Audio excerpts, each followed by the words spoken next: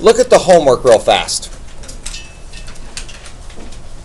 And this is the little extra few pieces that we've done the hard stuff now. We're going to fill in the extra little pieces really quickly.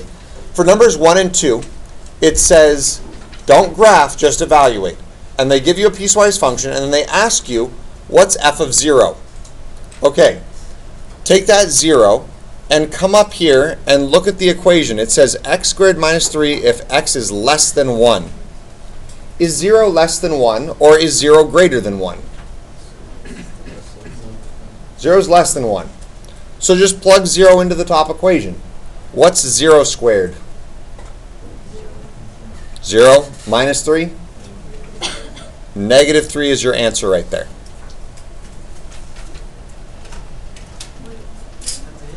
That's it.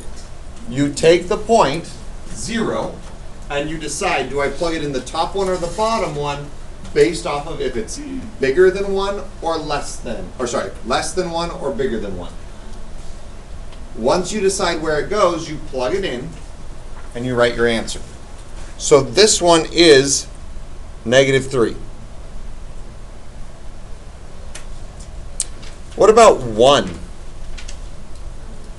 F of 1 for D. Is D less than 1, or is it greater than or equal to 1? It's greater than or equal to. That's the important piece, the or equal to. So I'm going to plug that one into the bottom equation. I'm going to plug that one in here. So negative 2 times 1 would be, negative 2 times 1 would be negative 2. Negative 2 plus 1 would be negative 1. So that is your answer. Negative 1 right there. Here, I'll go ahead and write it up here on the one that we started to fill out. We plug in 1, negative 2 times 1 is negative 2, plus 1 is negative 1. All right, so 1 and 2 are pretty straightforward. You decide where you plug it in, you get your answer. All right, so then moving back to our notes, I'm going to show you one last piece so that Cart can head out here in just a moment. Number 7.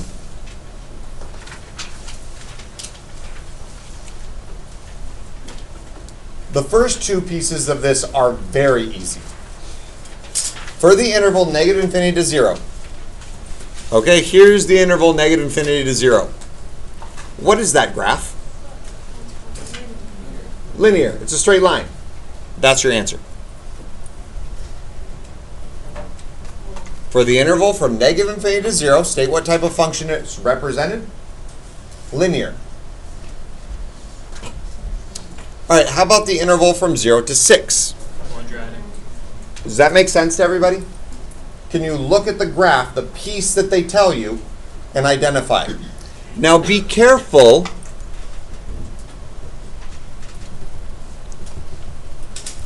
Look at this one. If they say negative 1 to infinity, what does that look like?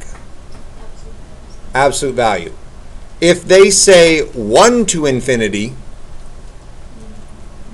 it might be a linear.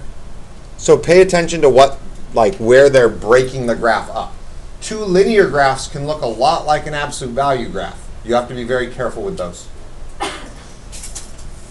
Back here, here's the hard part. It's not anything new. We've done this before. They say write the piecewise defined function for the graph above.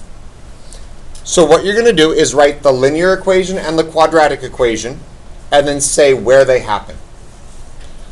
So what this looks like, f of x is equal to, put a little bracket to show we've got these different pieces. And then I'm going to write the general formats above and below.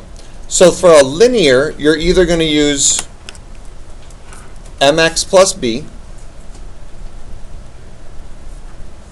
or m times x minus h plus k.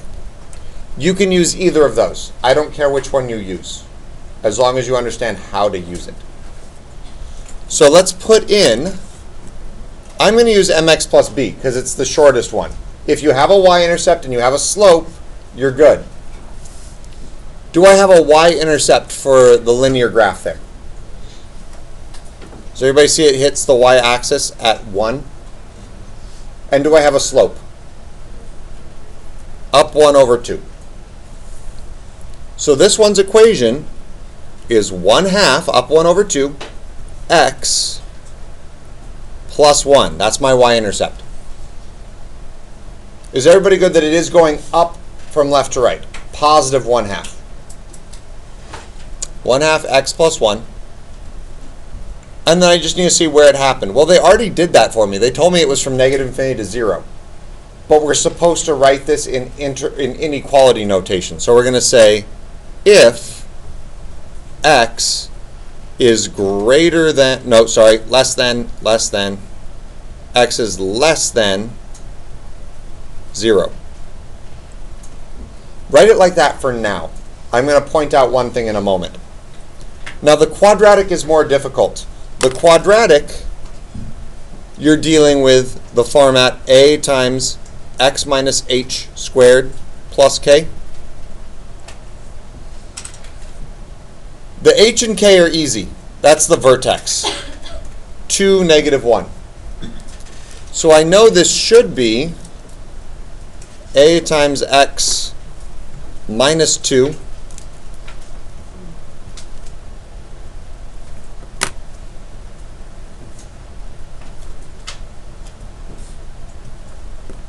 minus 2 plus 1. The tricky part here is finding a. We've practiced this, but it's been a little while. Remember, to find a, you have to plug in another point. So we have the point 0, 1. Let's plug that in.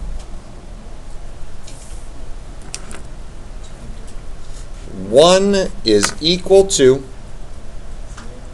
a times 0 minus 2. Yes. You're correct. Thank you for catching that. This is what I get for going too fast. That is a negative.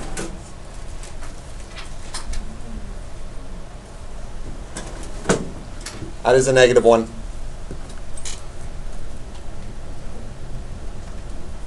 Minus 1.